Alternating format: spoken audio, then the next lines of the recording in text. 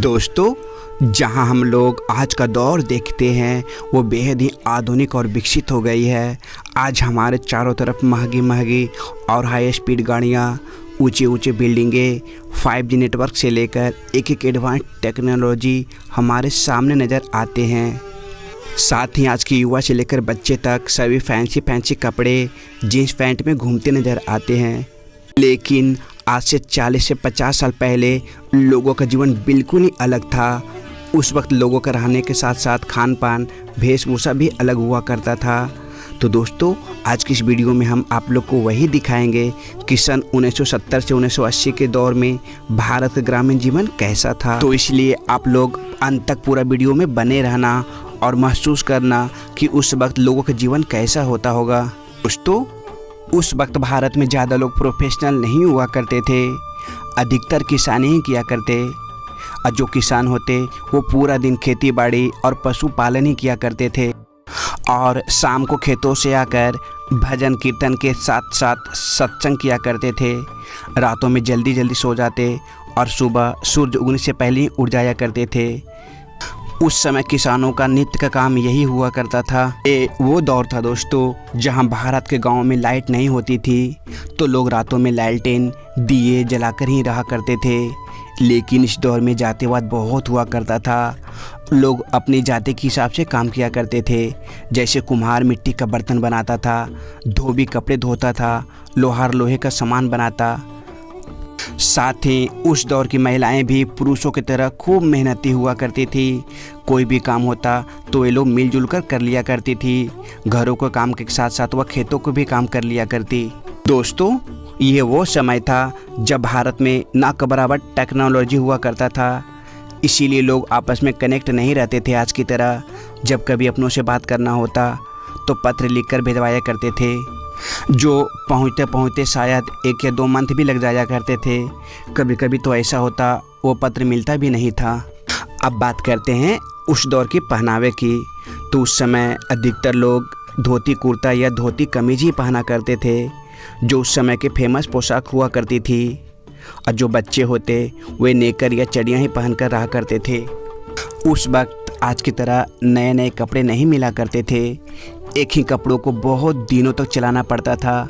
अगर कपड़े फट भी जाया करती तो उसे सिलकर पहन लिया करते थे, क्योंकि उस वक्त लोगों के पास उतना आमदनी भी नहीं होती थी। दोस्तों, आज के समय में हम लोग के पास मनोरंजन के लिए बहुत साधन उपलब्ध हैं, जैसे में टीवी, मोबाइल, जिसके बिना हम लोग एक पल भी नहीं रह सकते। लेकिन वो दौर में लोग मनोरंजन के लिए सिर्फ नाच गान, होली बिरहा, चैती ये सब गा गा कर खुश रहा करते थे। तो कभी कबड्डी या कुश्ती खेला करते थे, तो कभी पेड़ों की छांव में चबूतरे पर बैठकर ग्रामीण लोग आपस में बातचीत कर लिया करते। तो यह तरह तरह के किस्से, कहानियाँ और खेल का आनंद उठाया करते थे। तो वहीं उस दौर में गांव में बच्चे द्वारा खेले जाने वाले खेल भी अद्भुत हुआ करते थे। गुल्ली डंडा, कांच की गोलियाँ, लुका छुपी, लूडो और कागज़ के 4 टुकड़ों पर चोर सिपाही के खेल का एक अलग ही मज़ा होता था। तो वहीं गांव की लड़कियां हाथों से बनाए गए गुड्डा गुड़ियाँ का खेल, पत्थर के कुछ छोटे छोटे टुकड़े से गाना गोटी खेला करती थी, नहीं तो पेड़ों पर झूला लगाकर खूब झूला करती थी। अब बात करते हैं दोस्तों वो दौर के घरों की। तो उस समय अधिकतर लोगों का घर कच्चे ही होते थे, जो मिट्टी, लकड़ी और छत पर फूस हुआ करता था। आपको पता है दोस्तों, वो दौर में जंगल ही जंगल दिखा करती थी, जहाँ खुले आसमान में जंगली जानवर बिना बेखौफ होकर घूमा करते थे। जो आज के दौर में जंगल लगभग ख़त्म सी हो गई है, जिसके चलते जंगली जानवर भी ख़त्म होने के कगार पर आ गए हैं। इसीलिए आज की तुलना में वो दौर में प्रदूषण ना के बराबर होते थे। अगर कोई गांव में बीमार हो जाता तो गांव के वैद्य ही थोड़ी सी दवाई देकर ठीक कर दिया करते थे और ज़्यादा चार्ज भी नहीं किया करते। आज तो थोड़ी सी बीमारी के लिए हज़ारों रुपये देना पड़ जाता है। आज की तरह वो दौर में लोग बार बार दुकान से जाकर सामानें नहीं लाया करते थे, क्योंकि भोजन के लिए अधिकतर चीज़ें जैसे में सारे अनाज, सब्जियां, मसाले से लेकर तेल तक सारे चीज़ वे लोग खेत में उगा लिया करते थे। अगर गांव में कोई गरीब लोग होते तो उन्हें सारे गांव वाले मिलकर मदद कर दिया करते थे।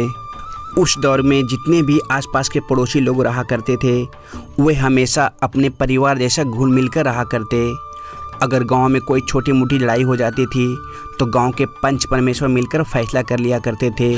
उस दौर में पंच परमेश्वर का फैसला एकदम अटल रहता था जिसे हर कोई को मानना पड़ता। और उस वक्त सारे हिंदू मुस्लिम भाई मिलजुल कर रहा करते थे।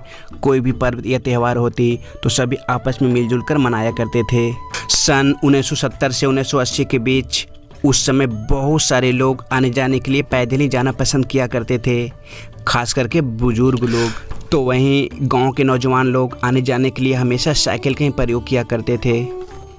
और अगर कोई भारी सामान ढोना होता था तो बैलगाड़ी या घोड़ा गाड़ी का प्रयोग किया करते थे। उस दौर में जो अमीर लोग होते थे तो उनके पास कुछ ऐसे ही कारें और बड़ी बड़ी गाड़ियाँ होती थी। ज़रूर कर देना और लाइक कर देना।